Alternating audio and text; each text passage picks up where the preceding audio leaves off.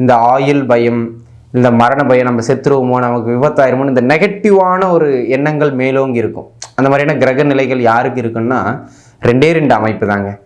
ஒன்று, உங்கள் ஜாதகத்தில் சந்திரன் ராசி இருக்கு இல்லைங்களா, அந்த சந்திரனுக்கு நெருக்கமாக ராகு இருக்கணும், 3 டிகிரிக்கு நெருக்கமாக, அல்லது லக்னத்திற்கு 3 டிகிரிக்கு நெருக்கமாக ராகு இருக்கணும். அப்படி இருந்தாலும் ஒருவருக்கு அடிக்கடி மரண பயம் வரும் அல்லது தற்கொலை எண்ணங்கள் மேலோங்கும். 8ஆம் அதிபதி தசையோ அல்லது ஜென்ம சனியோ அட்டம சனியோ நடக்கும்போது, சரிங்களா?